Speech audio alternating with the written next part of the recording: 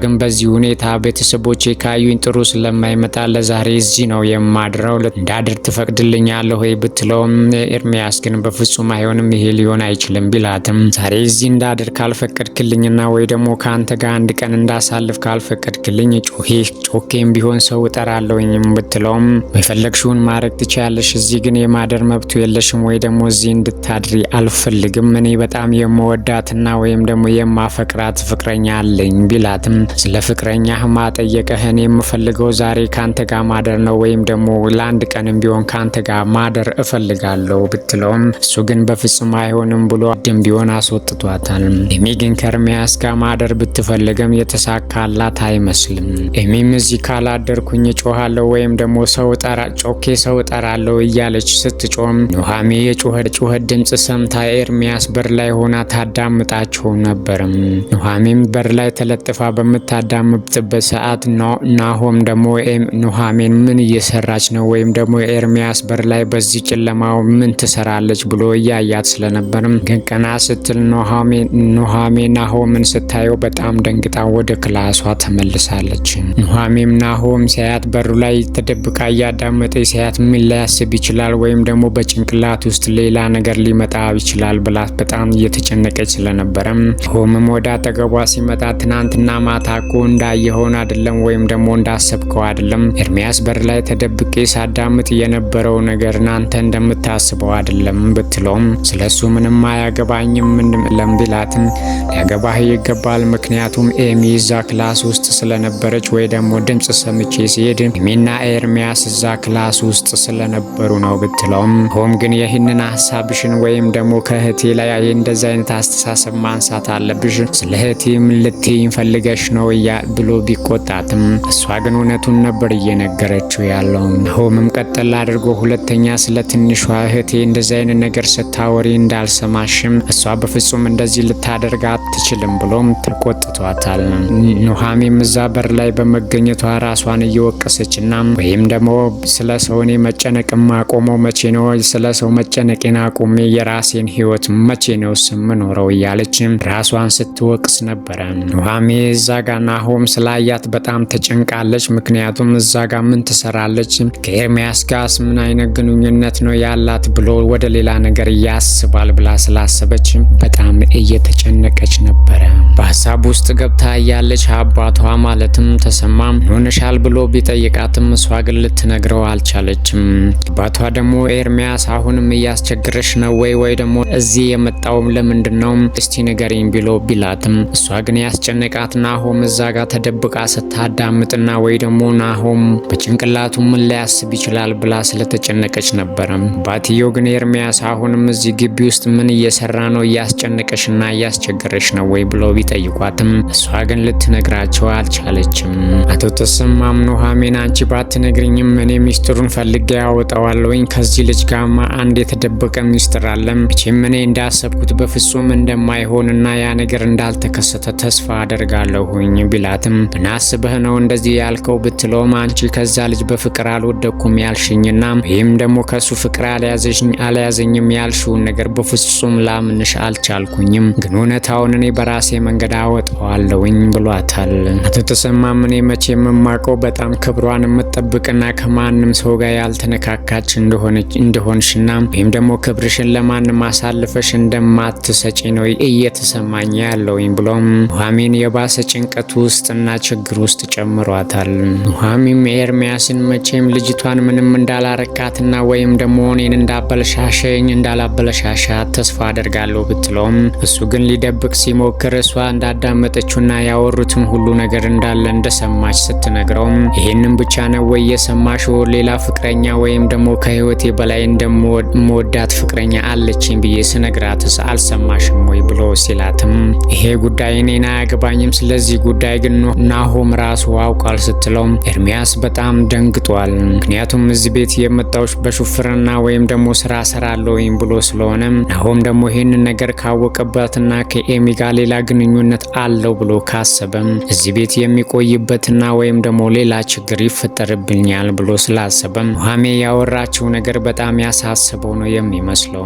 እቺ ልጅ ፈጥራ ነው እያወራች ያለችው ወይስ ደግሞ የተፈጠረውን ነገር አውቃለች ወይ ብሎም ራሱ ራሱን እየጠየቀ ነበረ። ኑሃሜ ግን ይህንን ነገር እንዳወቀችና ወይም ደግሞ ከዚህ ባሰ ችግር እንዳይመጣ ብላ አስጠንቅቀዋለች። ይህንን ነገር ናሆም ማወቁ ምን እንደሆነ መቼም አይጠፋህም፣ ስለዚህ ብትጠነቀቅና ከልጅቷ ብትርቅ ይሻልሃል ብለዋለች። ኤርሚያስ እኔ ምንም ነገር አላጠፋው፣ ምክንያቱም ራሷ ነች ክፍል ውስጥም የመጣችው። ባቴና ቤተሰቦቼ እንደዚህ ሆኜ ካዩኝ ችግር ይፈጠርብኛል ብላ ነው የመጣችው። በፍጹም እኔ ምንም አላደረኳትኝም ወይም ደግሞ እኔ ምንም ያሰብኩት ነገር የለም፣ ሁሉም ነገር የራሷ ጥፋት ነው ቢላትም ምንም አይመለከተኝም፣ ግን አንተ ከልጅቷ ላይ ብትርቅና ወይም ደግሞ ሀሳብህንና ድርጊቶችን ሁሉ ብታስተካክል ይሻላል ብላው ጥላው ሄዳለች። ሌላ በኩል ገነትና ኤደን አሁንም ስለነ ኑሃሜና ወይም ደግሞ ስለተሰማማ ተንኮልና ሸር ማሰባቸውን በፍጹም አላቆሙም። ሉበት ሁኔታ በጣም አስቸጋሪና ወይም ደግሞ ያኔ ኑሃሜ አብረን እንደ ቤተሰብ እንኖር ተጋግሰን ቤት ተከራይተን አብረን መኖር አለብን ብትላቸውም እነሱ ግን አይናችሁ ላፈር ብለው አውጥተው የጣሏቸው ቢሆንም አሁን ያሉበት ህይወትና ወይም ደግሞ እየኖሩት ያለው ኑሮ ግን በጣም የሚያሳዝንና የሚያስቀይም ነው። ምክንያቱም ሁለቱም ጎዳና ላይ ወጥተዋል። ያልጉስ ተጎሳቅለውና ጎዳና ላይ እየለመኑና ወይም ደግሞ የሚበሉትና የሚጠጡትን ሁላ እየለመኑ ህይወታቸውን እንደሚያሳልፉ አይተናል። ገነት ግን ዛሬም ድረስ አሁን ስለነሱ ተንኮልና ሸር ነው እየሸረበች ያለ። ምክንያቱም ኤደንን እነዛ ሰዎች ጋር መሄድ አለብሽ፣ እነሱ በአሁን ሰዓት የሚገርም ቤትና ወይም ደግሞ ጓደኛው ጥሩ ህይወት ስለሚኖር እዛ ቤት እያኖራቸው ስለሆነ በሆነ መንገድ ቤታቸውን ፈልገሽ ያሉበትና ጣርተሽ እነሱ ጋር መሄድ አለብሽ ብላ ኤደንን ልጇን ተንኮልና ሸር እንድታስብ ድጋሚ እየመከረቻት ነው ያለችው። ኤደንም እናትየዋ የምትለውን ለጊዜው ባትቀበለውም ግን የቤታቸውን አድራሻ አግኝተዋለች። የቤቱንም አድራሻ ካገኘችው በኋላ እዚህ ቤት ውስጥ እንዴት ነው የምትኖረው ኑሃሜ ብላ እዛ ቤት ውስጥ በመኖሯ በጣም እየተናደደችና እየተቃጠለች ነበር። ቤታቸውንም በር ላይ ቆማ ያየች ባለችበት ሰዓት ናሆም አይቶ ቤታችንን ለምንድን ነው የምታዩ? ልትገዢው ነው ወይ ቢላትም እህቴና አባቴ እዚህ ቤት ውስጥ ስላሉ እነሱን ፈልጌ ነው የመጣሁት፣ አንተ የላይኩ ልጅ ነህ ወይ ስትለው አዎ የላይኩ ልጅ ነኝ፣ ምን ፈልገሽ ነው ሲላትም አባቴና እህቴ እዚህ ቤት ውስጥ ነው የሚኖሩት ስትለው ናሆም ግን ልጅቷ በምታወራው ነገር በጣም ተደናግጧል። በደንብ ሊጠይቃትም ሲል እሷ ግን ይሄንን ብቻ ተናግራ ስለሄደችበትም ማለቷ ነው ልጅቷ ጤነኛ አይደለችም ወይ? እንዴት ነው እንደዚህ ልትል የቻለችው? ኑሃሜ እኮ ቤተሰብና እናትና እህት ወይም ደግሞ ሌላ ቤተሰብ እንደሌላት ነበር የማቀው ብሎም ግራ ተጋብቷል። እምራን አሁንም ለኑሃሜ መደወልና ወይም ደግሞ ይቅርታ እንዲያደርግላት አለበለዚያም ያለውን ነገር እንዲያወሩ ደጋግማ ስልክ ብትደውልም ውሃም ግን ለአንዴና ለመጨረሻ ጊዜ የጠላትና ወይም ደግሞ ድጋሚ ከሷ ጋር መሆን ያልፈለገ ነው የሚመስለው። ምክንያቱም በጣም አምኗታል። ቅስሙን የሰበረችበት ለቤተሰቦቹ ሲመካባትና ሲኮራባት የነበረችውን አሳፍራና ቤተሰቡ ፊት ለፊት ስላሸማቀቀችው እንኳን ሊያወራ ቀርቶ ምንም ስለሷ ማሰብ ራሱ በፍጹም አይፈልግም። እሷ ግን ደጋግማ ስልክ እየደወለች ባክህን ይቅርታ አድርግልኝ ብትለውም ቢያስጠነቅቃትና ለሷ ብሎ ራሱ ስሞቹን ወይም ደግሞ ሌላ ሲም ካርድ ቢቀይር ራሱ ስልኩን እየፈለገችና ወይም ደግሞ ባገኘችው አጋጣሚ እሱን ለማግኘትና ለማዋራት ብትሞክርም እሱ ግን በፍጹም አትደውይልኝ፣ ከህይወቴ ውስጥ እንድትወጪልኝ እፈልጋለሁ፣ ንሽን ማየት አልፈልግም፣ ረገሽው ልጅ ግን የኔ ከሆነ መቼም እንዳታስቢ፣ ልጄን በፍጹም አልጥለውም፣ ወስደዋለሁ ወይም ደግሞ ያስፈልገውን ነገር በጠቅላላ አደርግለታለሁኝ፣ አንቺ ግን እባክሽን ተይኝ ቢላትም ጋግማ ስልክ እየደወለችና እያስጨነቀችው ስለሆነ ደስታውንና ወይም ደግሞ የቀን ውሎን በጠቅላላ እያበላሸችበት ነው።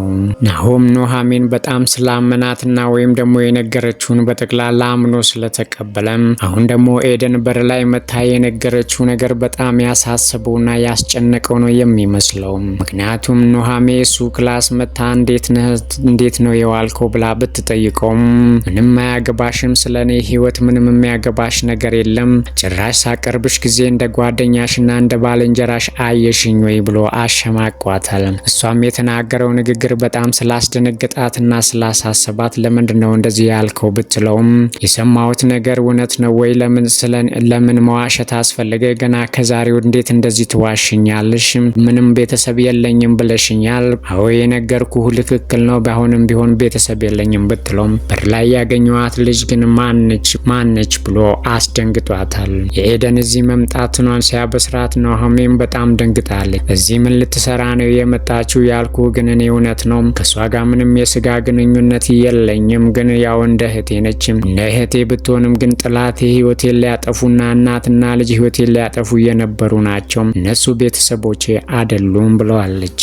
ናሆም ግን ኑሃሚን የተናገረችው ነገር ባይዋጥለትም ለአሁን ግን በቃ እኔ ምንም ስላንቺ ህይወት የሚያገባኝ ነገር የለም፣ ስላንቺ ህይወት ለምንድን ነው የምጨነቀው? ስለዚህ ክፍሌን ለቀሽ ውጭልኝ ብሎም ተተሰማም። እንግዲህ ዛሬ ላይኩንና የላይኩን ሚስት ቤት ውስጥ ስለሌሉ ሳሎኑ ተፈቅዶልናል፣ እንደፈለገን ማውራትና መጫወት እንችላለን እያለ ባለበት ሰዓት ግን ዛሬ እነሱ ስለሌሉ ነው። ነገ ሲመጡ ግን ነገ ከዚህ ቤት መሄድ አለብን፣ ይሄ ቤት ምንም የተመቸኝ ነገር የለም ቢላትም ኑሃሚን ግን ከዚህ ቤት መሄድ አልፈልግም፣ ትንሽ መቆየት እፈልጋለሁኝ ብላ እርፍ ብላለች። ምክንያቱም አባትየውም በልጅቷ አነጋገር በጣም ተገርሞ ለምንድነው እዚህ ቤት መቆየት የምትፈልጊው?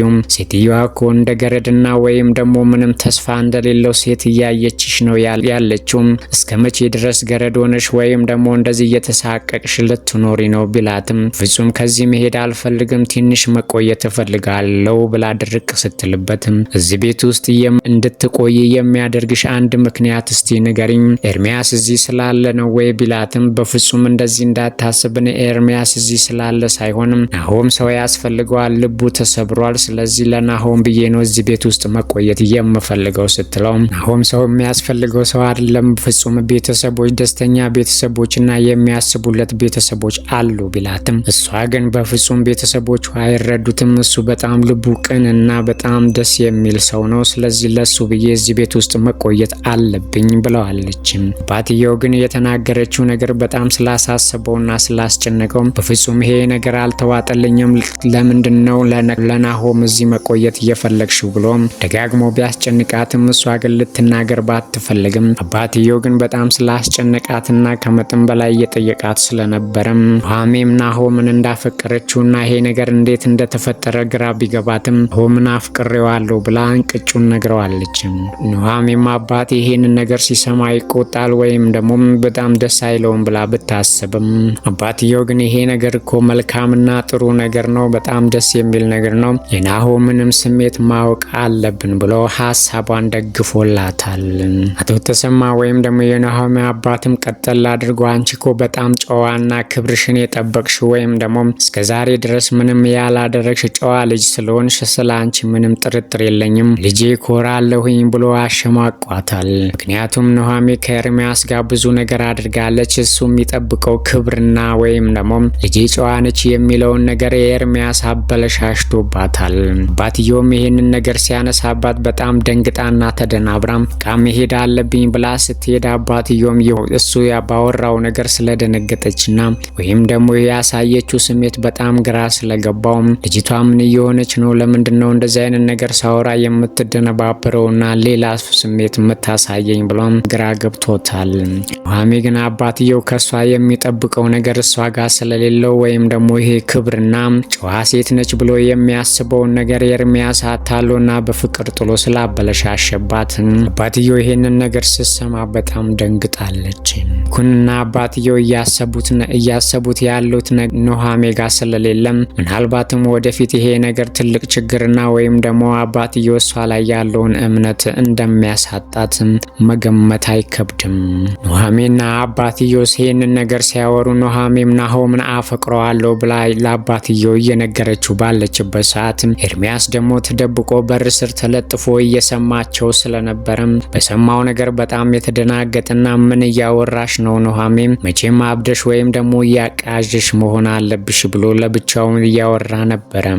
ኤርሚያስም በር ላይ ተደብቆ ኑሃሚንና የአባትየውን ነገር እየሰማ ባለበት ሰዓት ናሆም ስለመጣበትም ናሆም ደግሞ የኤርሚያስ ነገር በጣም ግራ ያጋባውና ወይም ደግሞ ይሄ ልጅ እዚህ ቤት የመጣበት ነገር አንድ ነገር አለው ብሎ በጣም እያሳሰበው ስለነበረም መጣጡም በጣም ስላልተመቸው ምን እየሰራህ ነው ሲለውም ምንም አልሰራም ብሎ ትቶት ሲሄድ ናሆም የዚህ ልጅ ነገር በጣም ግራ ያጋባኝ ነው፣ ምን እየሆነ ነው ብሎ ለራሱ ተገርሞ ነበር።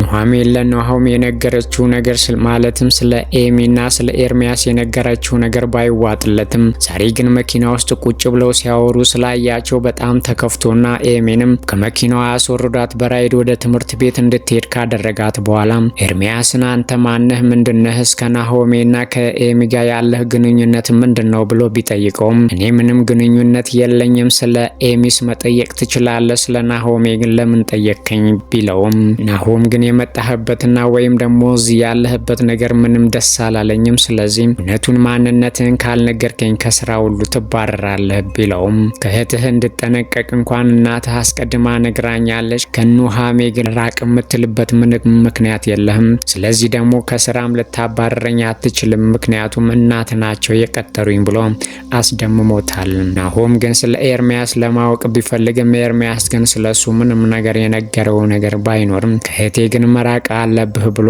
አስጠንቅቆታል። ኤደንም የላይኩን ቤት ፈልጋ ካገኘች በኋላ ለእናትየዋ መታ ቤቱን አግኝቼዋለሁ፣ የሚኖሩበት ቤት በጣም የሀብታም ቤትና የተንደላቀቀ ስለሆነ አሁን እዛ ቤት ውስጥ እንዴት እንደምገባና ያችን እርኩስን ኑሃሜን እንዴት አድርጌ እንደምጎዳት ላስ እናትየዋ ስትነግራት እናትየዋም ወደ ቤት የምትገባበትን መላ ዘይዳላታለች። ኤደን እንደ ሰራተኝነት መግባት አለብኝ ብላ ሀሳብ ብታቀርብም እናትየዋ ግን በፍጹም ይሄ ሀሳብ አይሆንም፣ መግባት ያለብሽ የጓደኛው ልጅ እንደሆንሽ ነግረሽው እዛ ቤት ውስጥ መግባት አለብሽ፣ ይሄንኛው ከዛኛው የተሻለ አማራጭ ነው ብላም ሀሳብ ነድፎ ድጋሚ እዛ ቤት ውስጥ ገብተው የኑሃሜንና የአባትየውን ህይወት ምስቅልቅሉን ለማውጣትና ድጋሚ እነሱን ችግር ውስጥና ወይም ደግሞ ሰላም እንዳይኖራቸው ለማድረግ አጋጣሚውን እየጠበቁ ነው ያሉት።